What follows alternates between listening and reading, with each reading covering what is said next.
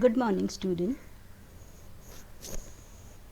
In this session, we are going to study control unit, which is very important for semester exam point of view as well as gate exam point of view.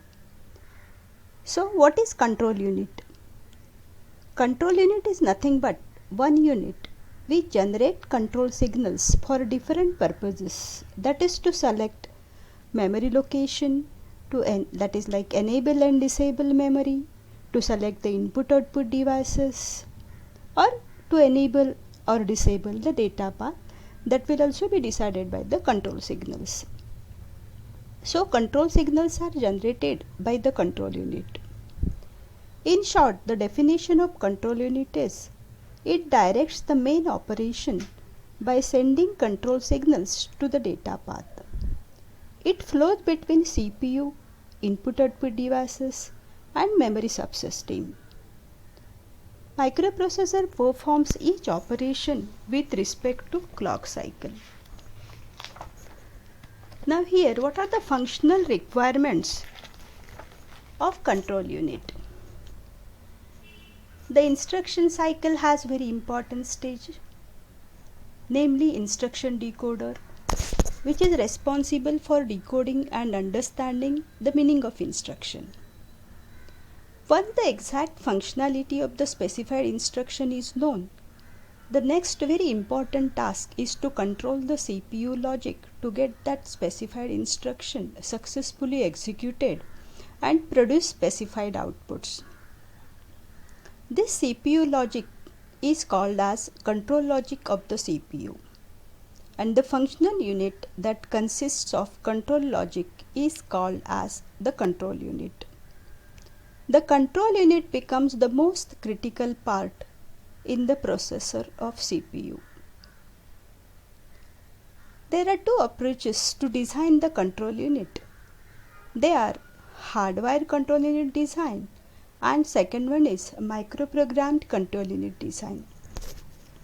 Now let us discuss about the hardware control unit design. This is the block diagram of hardware control unit.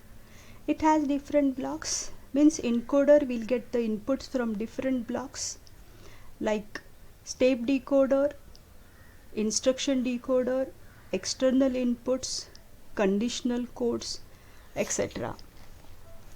Now here, while describing the block diagram, we have to make the assumption that each step in this sequence takes a one clock cycle.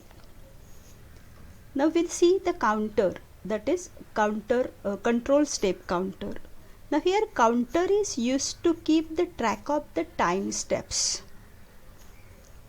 We have already seen that the encoder is taking input from step decoder.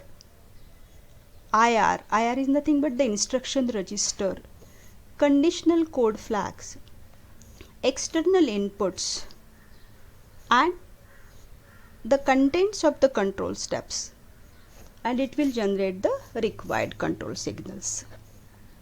As we know, some instructions takes 4, 5, 7 or 8 steps to execute.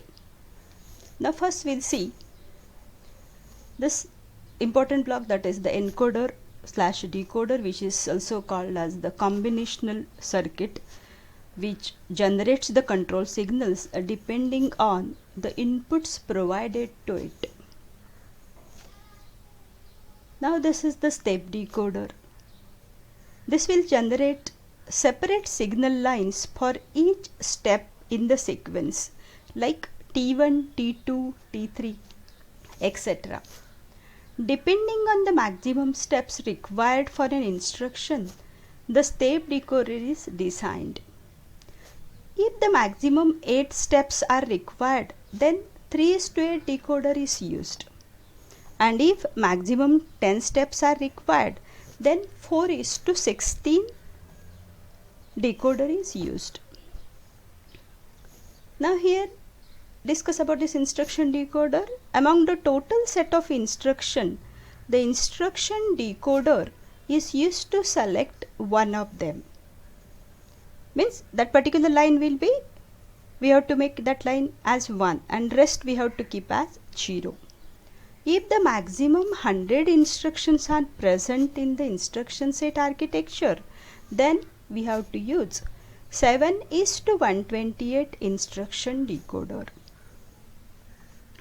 Now see, the instruction decoder generates step signals like for each step in the control sequence. So at step 1, so we'll just discuss about this, what will be that control signals. For step 1 means, or we can say in T0 cycle, the control signals generated are like PC out, MAR in, read, select 4, add, Z in happens. And at step 2, like Z out, PC in, Y in is happening. And in step 3, MDR out, IR in is happening. So at various time steps, different control signals also getting executed. Now this step decoder is generated depending on the maximum steps required for an instruction. If 8 steps are required, then we have to use 3:8 step decoder. At every clock cycle, see, we observe this run and end signals over here. At every clock cycle, this run signal is used to increment the counter by 1. When run is 0, counter stops counting. This signal is needed when write memory function complete signal is issued. See, as we know, to perform particular memory related operation, only one clock signal is not sufficient. So to extend that clock cycle, we have to use this. Now let us talk about this end signal. End signal starts a new instruction. It resets the control step counter to its starting value. And the sequence of the operation carried out by the control unit is determined by the wiring of this logic element, and hence it is called as hardwired control unit. This approach of control unit design is fast but limited to complexity of the instruction set that is implemented.